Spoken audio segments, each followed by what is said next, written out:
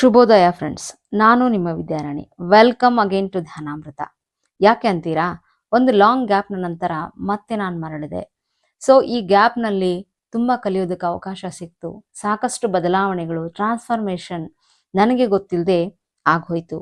So ಈ ಒಂದು ಗ್ಯಾಪ್ನ ನಂತರ ನಿಮಗೆ ಹೇಳಬೇಕಾದಂತಹ ವಿಷಯಗಳು ತುಂಬಾನೇ ನಾನು ಕೂಡಿಟ್ಕೊಂಡು ಬಂದಿದ್ದೀನಿ. ಹಾಗೆಯೇ ಇವತ್ತೊಂದು ಹೊಸ ವಿಷಯದ ಜೊತೆಗೆ ನಾನು ಮಾತಿಗಿಳಿತಾ ಇದ್ದೇನೆ. ಏನು ಅಂತಂದ್ರೆ, ನಾವು ಜೀವನದಲ್ಲಿ ಏನೆಲ್ಲ ನಿರ್ಧಾರಗಳನ್ನು ತಗೊಳ್ಳೋದು, ಆಲೋಚನೆಗಳನ್ನು ಮಾಡೋದು, ಯೋಜನೆಗಳನ್ನು ಮಾಡೋದು, ಪ್ರತಿಯೊಂದರ ಹಿಂದೆ ಇರೋದು ಮಾಸ್ಟರ್ ಮೈಂಡ್. ಅದೇ ನಮ್ಮ ಬ್ರೈನ್, ನಮ್ಮ ಮೆದುಳು. ಹಾಗಾದ್ರೆ ನಮ್ಮ ಮೆದುಳಿನ ರಚನೆ ಇದೆಷ್ಟು ಮುಖ್ಯವಾದ ಅಂಗ, ಅದರ ಮಹತ್ವ, ಇದೆಲ್ಲದನ್ನ ಚರ್ಚೆ ಮಾಡೋದ್ರ ಜೊತೆಗೆ ನಾವಿವತ್ತು ಮೆದುಳಿನ ಒಂದು ಬದಲಾವಣೆಗಳಿಗೆ ಕಾರಣವಾಗುವಂತಹ ಅಂಶಗಳು ಯಾವುವು, ಅದರಲ್ಲಿ ಧ್ಯಾನ ಎಷ್ಟು ಮುಖ್ಯ, ಧ್ಯಾನದ ಪರಿಣಾಮ ನಮ್ಮ ಮೆದುಳ ಮೇಲೆ ಏನಾಗುತ್ತೆ ಅನ್ನೋದನ್ನ ತಿಳಿದುಕೊಳ್ಳಲಿದ್ದೀವಿ. ಸೊ ರೆಡಿನಾ ಫ್ರೆಂಡ್ಸ್? ಇಡೀ ಜೀವ ಸಂಕುಲದಲ್ಲಿ ಮನುಷ್ಯನನ್ನ ಅತ್ಯಂತ ಶ್ರೇಷ್ಠ ಆಗಿ ಮಾಡಿರೋದೇ ನಮ್ಮ ಮೆದುಳು. ಹಾಗೇನೆ ನಮ್ಮ ಮೆದುಳು ಒಂದು ಕಾಂಪ್ಲಿಕೇಟೆಡ್ ಆಗಿರುವಂತಹ ರಚನೆಯನ್ನ ಹೊಂದಿದ್ದು, ನಮ್ಮ ಇಡೀ ದೇಹ ತುಂಬಾ ಸಂಕೀರ್ಣವಾಗಿ ರಚನೆಯನ್ನು ಹೊಂದಿರುವ ದೇಹವನ್ನ ಕಂಪ್ಲೀಟ್ ಆಗಿ ನಿಯಂತ್ರಣ ಮಾಡುತ್ತೆ. ಹಾಗೇನೆ ಯಾವ ಜೀವಿಗಳಿಗೂ ಇಲ್ಲದೆ ಇರತಕ್ಕಂತಹ ಮುಂದಾಲೋಚನೆ, ವಿಪರೀತವಾದ ಒಂದು ಸಂಶೋಧನಾ ಒಂದು ಪ್ರವೃತ್ತಿ ಇರತಕ್ಕಂಥದ್ದು ಕೇವಲ ಮನುಷ್ಯನ ಮೆದುಳಿಗೆ. ಇಡೀ ಜೀವ ಸಂಕುಲದಲ್ಲಿ ಪ್ರತಿಯೊಂದು ಜೀವಿಯ ವರ್ತನೆ, ಅದರ ಜೀವನ ಶೈಲಿ, ಹಾಗೇನೆ ಅದರ ಸಂತೋಷ, ದುಃಖ ಎಲ್ಲವನ್ನ ನಿರ್ಧಾರ ಮಾಡೋದು ಎರಡೇ ಎರಡು ವಸ್ತುಗಳು. ಅದ್ಯಾವುದು ಅಂತೀರಾ? Breath and brain. ಹೌದು ಫ್ರೆಂಡ್ಸ್, ಉಸಿರು ಮತ್ತು ಮೆದುಳು ಇಡೀ ಜೀವ ಸಂಕುಲದ ಪ್ರತಿಯೊಂದು ಜೀವಿಯ ಜೀವನದ ಕಾರ್ಯವೈಖರಿಯನ್ನ, ಅವುಗಳ ಸಂತೃಪ್ತಿಯ ಮಟ್ಟವನ್ನ, ಹಾಗೆಯೇ ಅವುಗಳ ವರ್ತನೆಗಳನ್ನ ನಿಯಂತ್ರಣ ಮಾಡುತ್ತೆ. ಸೊ ಹಾಗಾಗಿ ಇವೆರಡೂ ನಮಗ್ ಸಂಬಂಧಪಟ್ಟಿದ್ದೆ. ನಾವಿವತ್ತು ನಮ್ಮ ಮೆದುಳನ್ನ ಎರಡು ರೀತಿಯಾಗಿ ಸ್ಟಡಿ ಮಾಡ್ತಾ ಇದ್ದೀವಿ. ಒಂದು ಸೈಂಟಿಫಿಕ್ ಆಗಿ, ಇನ್ನೊಂದು ಆಧ್ಯಾತ್ಮಿಕ ದೃಷ್ಟಿಯಿಂದ. ಹಾಗಾಗಿ ಎರಡು ಕೂಡ ತುಂಬಾನೇ ಡಿಫ್ರೆಂಟ್ ಆಗಿರುವಂತಹ ವಿಷಯಗಳನ್ನ ತಿಳ್ಕೊಳ್ಳೋದಕ್ಕೆ ಅವಕಾಶವನ್ನ ಕೊಡ್ತಾ ಇದ್ದಾವೆ. ಸೊ ಈ ವಿಡಿಯೋವನ್ನ ಕಂಪ್ಲೀಟ್ ಆಗಿ ಕೇಳಿ. ಇದರಲ್ಲಿ ತೋರಿಸುವಂತಹ ಕೆಲವು ರಚನೆಗಳನ್ನ, ಸೈಂಟಿಫಿಕ್ ವಿವರಣೆಯ ಚಿತ್ರಗಳನ್ನ ದಯವಿಟ್ಟು ನೋಡಿ ಅರ್ಥ ಮಾಡ್ಕೊಡಿ. ಸೊ ಆಗ ನಿಮಗೊಂದು ಕ್ಲಾರಿಟಿ ಸಿಗುತ್ತೆ. ಸೊ ಹಾಗಾದ್ರೆ ಫ್ರೆಂಡ್ಸ್, ನಾವು ವೈಜ್ಞಾನಿಕ ಹಿನ್ನೆಲೆಯಿಂದ ಇವತ್ತಿನ ಚರ್ಚೆಯನ್ನ ಶುರು ಮಾಡೋಣ. ನಮ್ಮ ಮೆದುಳು, ಸಾಮಾನ್ಯವಾಗಿ ವಯಸ್ಕ ವ್ಯಕ್ತಿಯ ಮೆದುಳು 1.5 kg ಇರುತ್ತೆ ಅಂತ ವಿಜ್ಞಾನಿಗಳು ಹೇಳ್ತಾರೆ. ಸೊ ಈ ಮೆದುಳಿನಲ್ಲಿ ಎರಡು ಮುಖ್ಯವಾದ ಭಾಗಗಳ ಬಗ್ಗೆ ನಾವು ಇವತ್ತು ಮಾತಾಡೋಣ. ಮೊದಲನೇದು ಏನಪ್ಪಾ ಅಂತಂದ್ರೆ PFC ಅನ್ನುವಂಥದ್ದು, ಪ್ರೀ ಫ್ರಂಟಲ್ ಕಾರ್ಟೆಕ್ಸ್ ಅಂತ ಇದನ್ನ ಕರೀತಾರೆ. ಇದನ್ನು ಸುಲಭವಾಗಿ ಕನ್ನಡದಲ್ಲಿ ಮುಮ್ಮೆದುಳು ಅಂತ ಕೂಡ ಕರೀತಾರೆ. ಇನ್ನು ಎರಡನೆಯ ಭಾಗ ಲಿಂಬಿಕ್ ಬ್ರೈನ್ ಅಂತಂದ್ರೆ, ಲಿಂಬಿಕ್ ಬ್ರೈನ್ ಏನಂತಂದ್ರೆ ನಮ್ಮ ಭಾವುಕ ಮೆದುಳು ಅಂತ ಕೂಡ ಇದನ್ನ ನಾವು ಕನ್ನಡದಲ್ಲಿ ಕರಿಬಹುದು.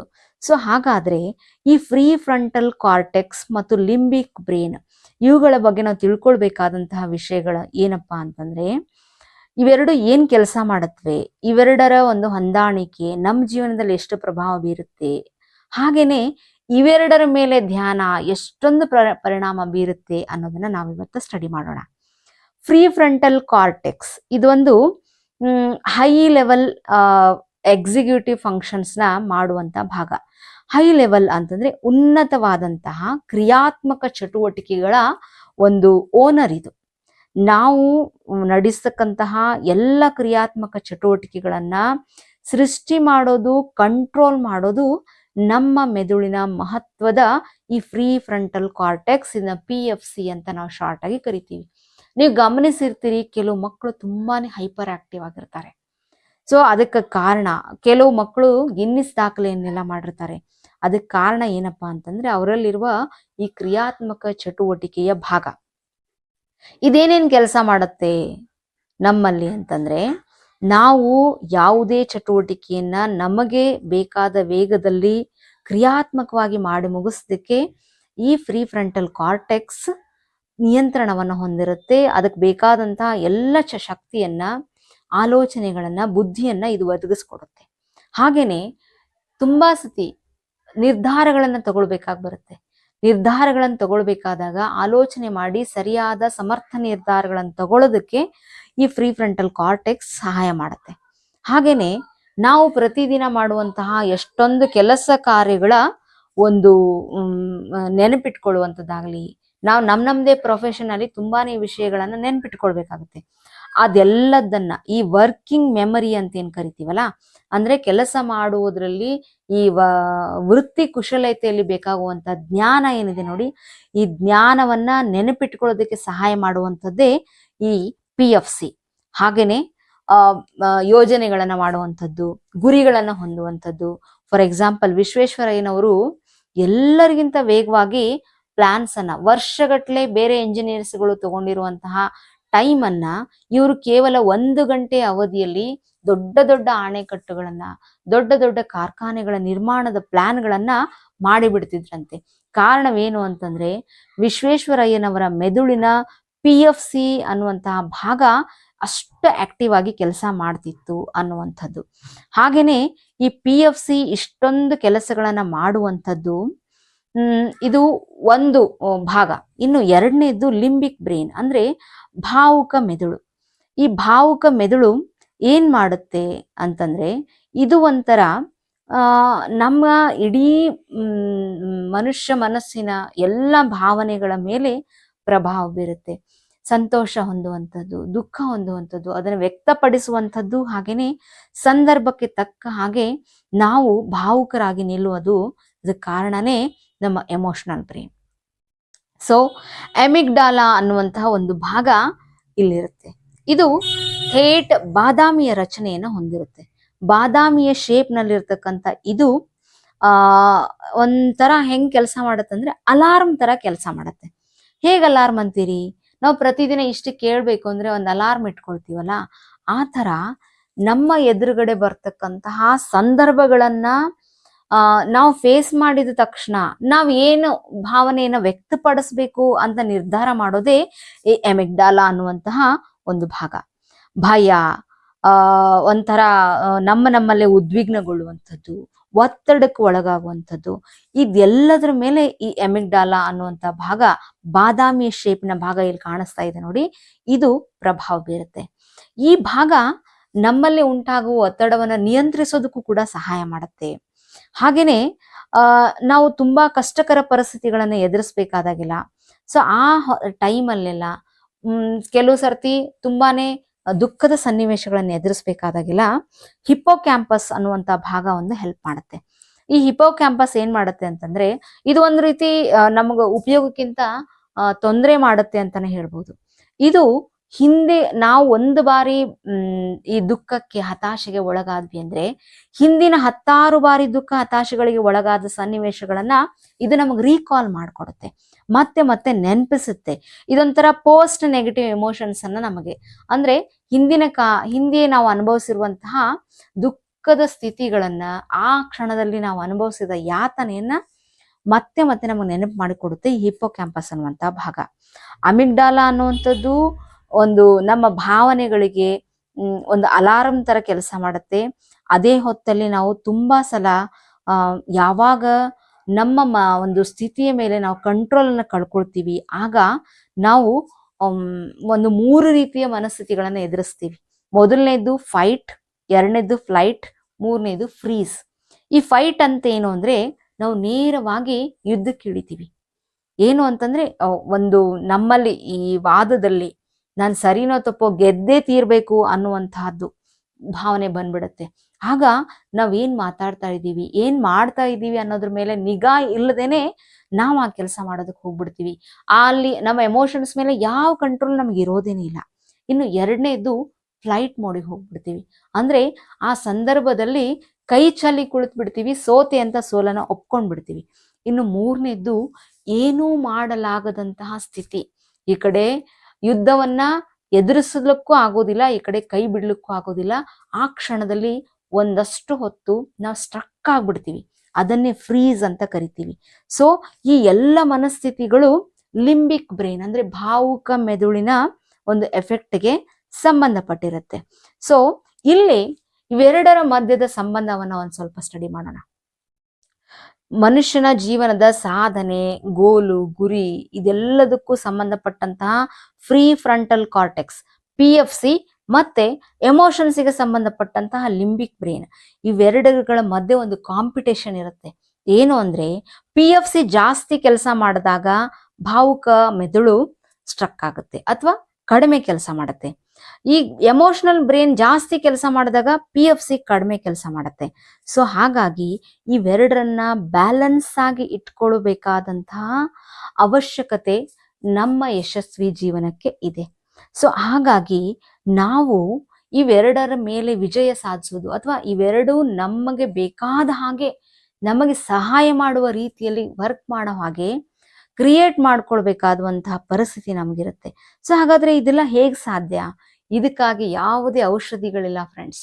ಇದಕ್ಕಾಗಿ ನಾವು ಮಾಡಬೇಕಾಗಿರುವಂಥದ್ದು ತುಂಬಾನೇ ಸರಳವಾದಂತಹ ಕೆಲವು ಟಿಪ್ಸ್ಗಳನ್ನ ವೈಜ್ಞಾನಿಕವಾಗಿ ಕಂಡುಹಿಡಿಯಲಾಗಿದೆ. ಅದರಲ್ಲಿ ಮೊದಲನೆಯ ದಿ ಬೆಸ್ಟ್ ಟಿಪ್ ಏನಪ್ಪಾ ಅಂತಂದ್ರೆ ಮೆಡಿಟೇಷನ್, ಧ್ಯಾನ.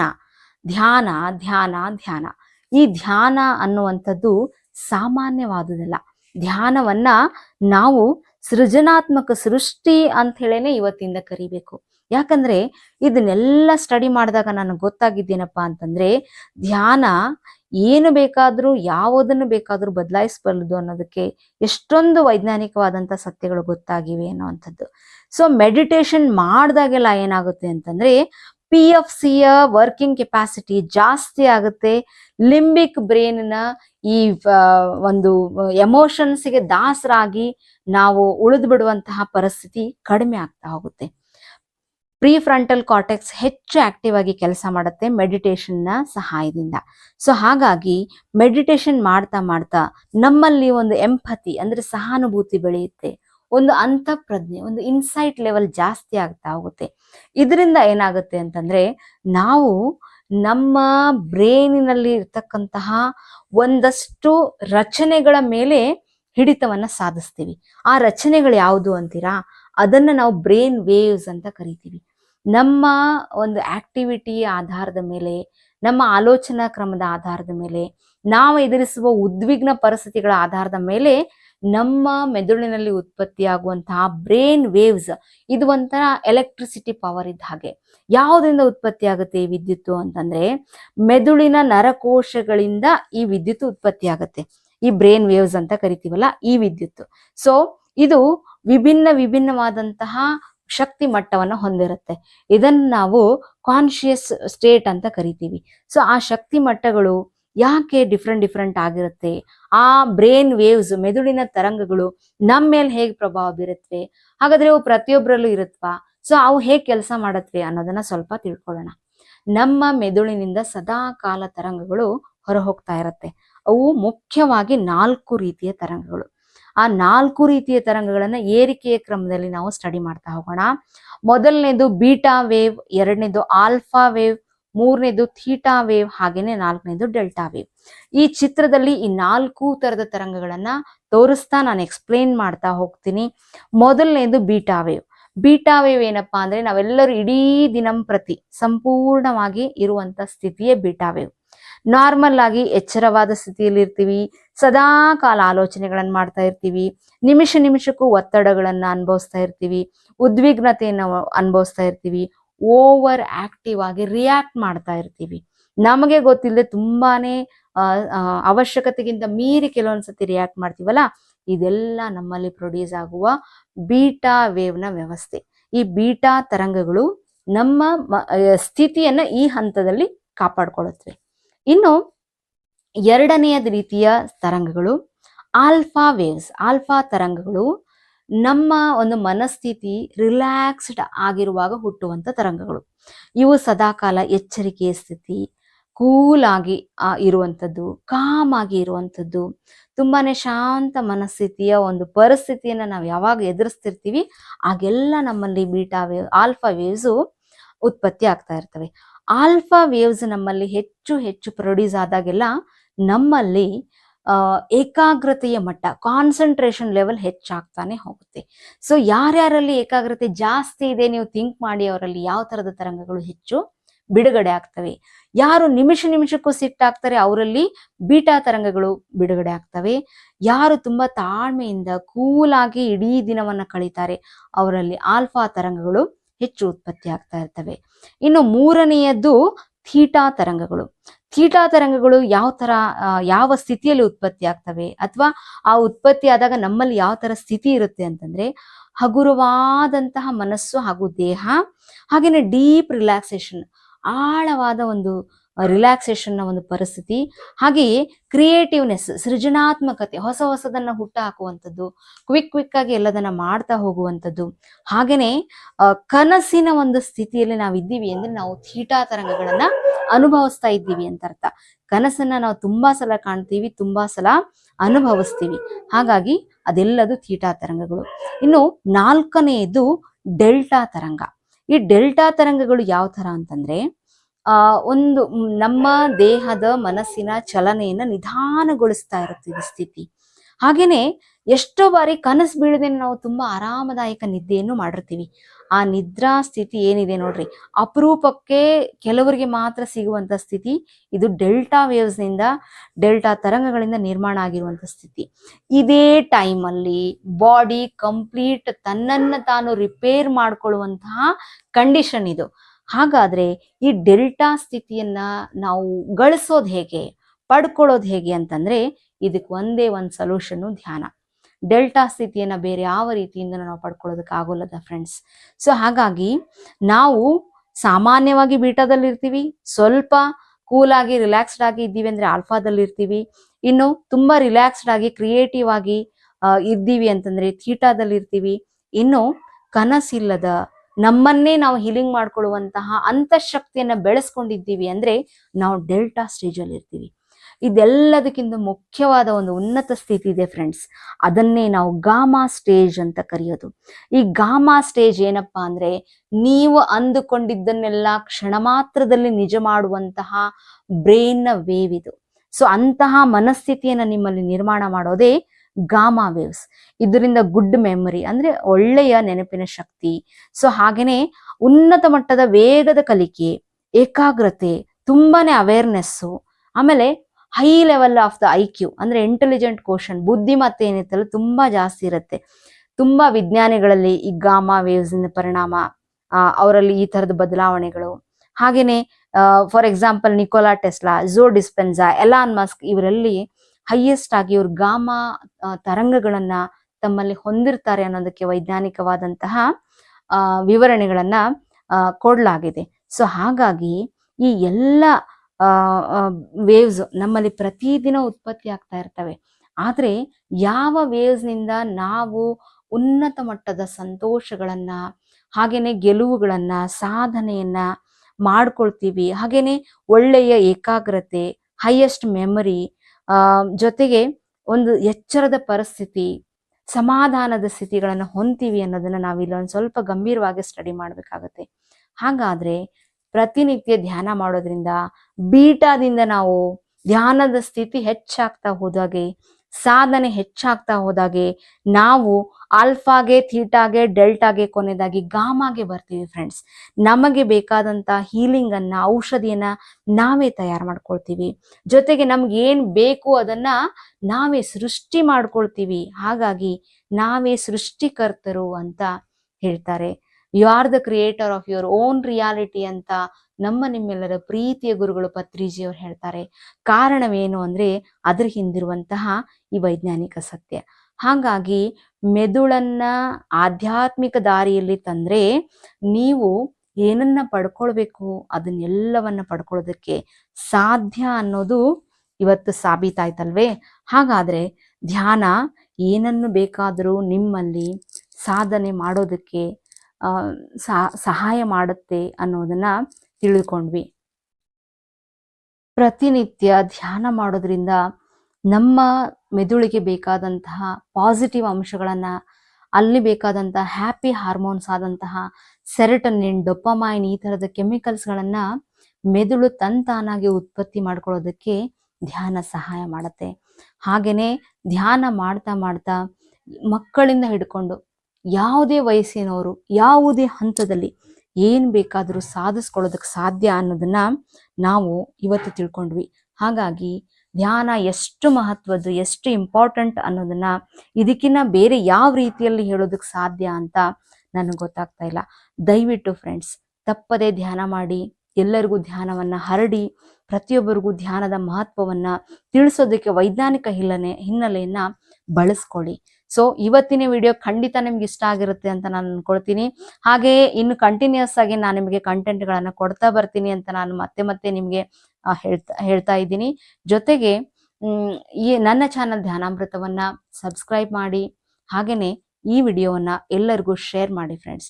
Thank you friends. ನಿಮ್ಮೆಲ್ಲರ ಅಭೂತಪೂರ್ವ ಬೆಂಬಲ ಎಂಥದ್ದೇ ಕಾರ್ಯದಿಂದ ಮತ್ತೆ ನನ್ನನ್ನ ಕ್ರಿಯೇಟಿವ್ ಆಗಿ ಮಾಡ್ತಾ ಇದೆ. So I am very thankful from the bottom of my heart. Thank you.